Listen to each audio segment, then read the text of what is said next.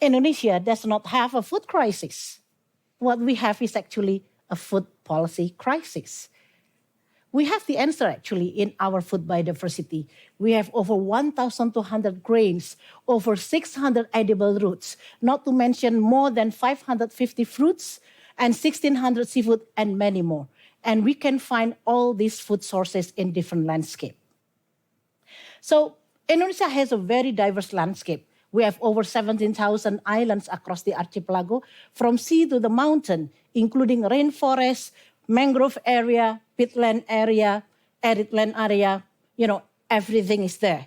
So actually there is no need for one fits all diet because each of these landscapes have their own food sources. For a lot of indigenous community, this landscape are supermarket without bills. So I started Javara 15 years ago with the mission of bringing back forgotten food biodiversity to help indigenous and smallholder food farmers to improve their lives, while also providing consumers with healthier diets with products that are also ecological. So, of course, I got to travel across Indonesia, spending time with indigenous community, and to my surprise, places that are so remote and not even touched by the government food policy programs are well-fed and healthy. Yes, they may not have much cash, but they are no lacking of healthy, nutritious food as long as the natural environment is not being destroyed. So let's look into the crop diversity that we have. We have grains, we have edible roots, we have fruit-based, we even have tree trunk. So, all of these are gluten-free. So another example is on our sugar diversity. We have at least 4 native food trees, including coconut for the lowland and coastal area, arenga tree in the forest area. We have arid land with the lontar or parmila sugar, and then we have nipa in the wetland. But by the way, nipa also produce salt. How bizarre it is. The same plant produce sugar and salt.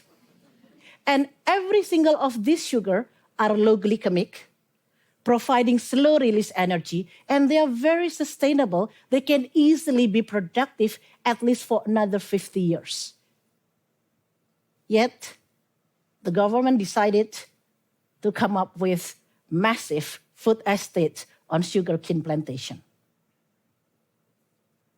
So let's deep dive into an example of uwi or greater yam. Uwi can be found in the wild, easily domesticated, can grow under the shade of the tree, and it can easily, you get over 40 kilos each harvest. So this is the type of staple food which you don't need to destroy the forest, you don't need to poison our soil, and basically you don't even need to introduce new type of crop. Unfortunately, the government, the policy for over 4 decades choose to ignore our food biodiversity. And instead, monoculture of rice prevails. Over 98% of Indonesians are consuming rice right now. Let's compare with 1954, where actually it was only 53%. The rest was based on cassava, corn, sagu, and other edible roots.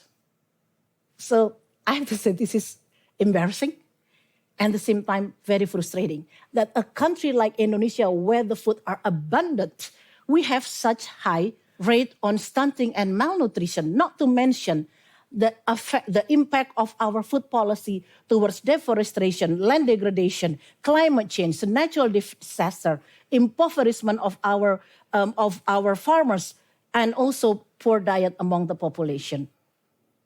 We do have a vision, actually, on how the policy should be. We need to shift from monoculture to food biodiversity. We need to revive back the heritage food that actually can provide good nutrition for all while also keeping intact the nature.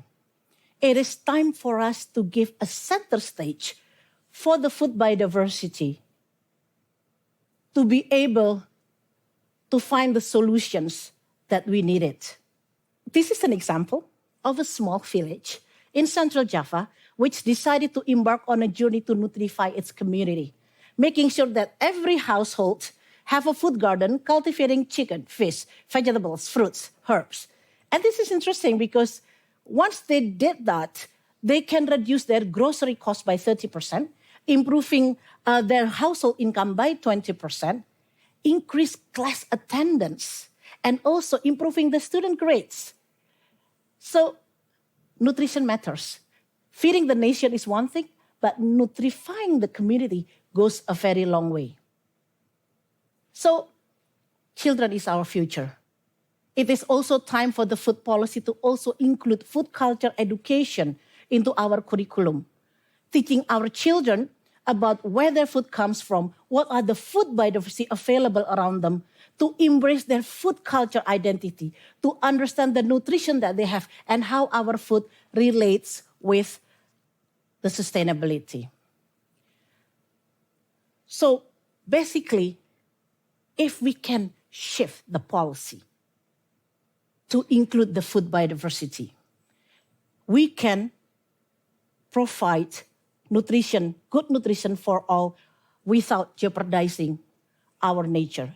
It is time for us to invest more on food biodiversity, on the mainstreaming of food biodiversity as one of a practical, inclusive solutions for the future of our food.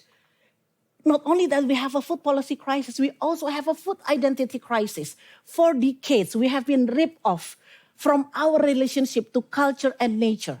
We have to help the people to go through this crisis of identity, allowing them to understand the importance of heritage food to become the answer, and also to understand that it is the food of the future, rebranding it, making it sexy and hype, so that it is no longer perceived as a poor man diet. Thank you.